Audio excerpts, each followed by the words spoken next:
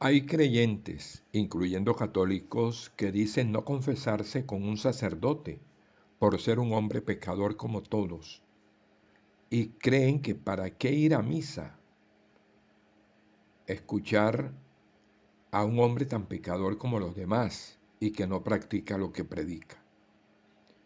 Esta posición cada día se extiende más, y hay creyentes que piensan así.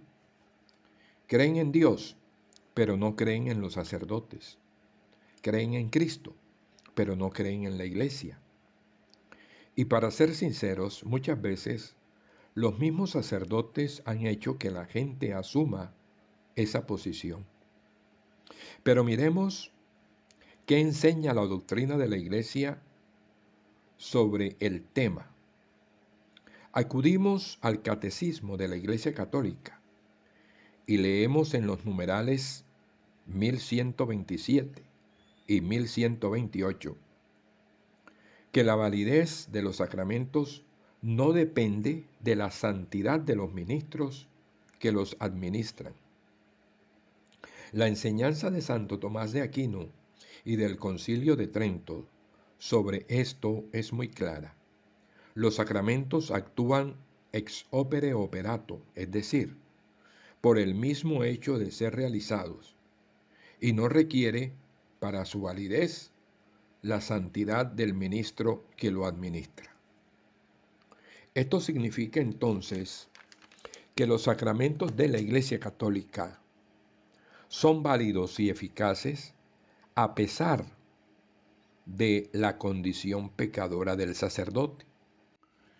De tal manera que usted católico, que cree en la sana doctrina de la Iglesia, puede confesar sus pecados al sacerdote con toda confianza y seguro que Dios le perdona, a pesar del pecado del sacerdote confesor.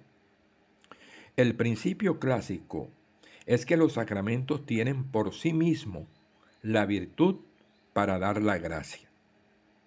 Ex opere operato indica entonces el modo objetivo de obrar en los sacramentos, pues infunden la gracia en el sujeto en virtud de la acción sacramental cumplida debidamente, en virtud y por autorización de Dios. Este principio clásico busca resaltar la causalidad salvífica exclusiva de Dios. Quiere además subrayar que, primero, en los sacramentos es Cristo quien siempre actúa por medio de la Iglesia. Segundo, los sacramentos no son magia, son el poder activo de Cristo y del Espíritu Santo obrando en la Iglesia. Tercero, siendo Cristo el agente principal de los sacramentos, un sacramento no puede dejar de comunicar la gracia prometida por Cristo. Cuarto, el sacramento confiere la gracia eficazmente. Y quinto, la comunicación de la gracia no depende de la santidad ni los méritos del ministro que lo administra. La gracia es conferida en el sacramento que se celebra aunque el sacerdote esté en pecado mortal. Esta doctrina católica tiene su fundamentación bíblica. Jesús escogió 12 hombres y no ángeles, hombres pecadores como nosotros. Los apóstoles fueron hombres que cometieron pecados y fallaron muchas veces al Señor. Sabemos que Pedro era un hombre pecador. En Lucas 5:8, Pedro se declaró pecador y cayendo a los pies de Jesús decía: Apártate de mí, Señor, pues soy hombre pecador.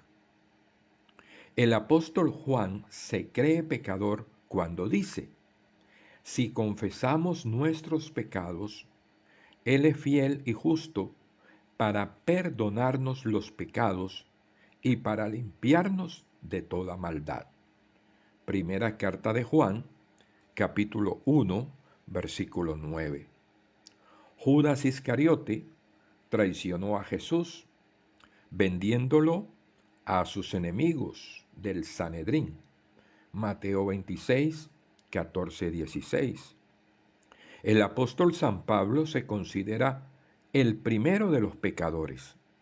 Primera carta a Timoteo 1:15.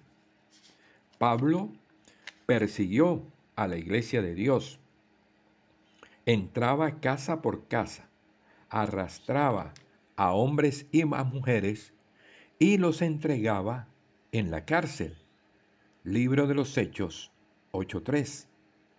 Pablo viajó a Damasco a buscar cristianos y llevarlos presos a Jerusalén. Hechos 9, del 1 al 2.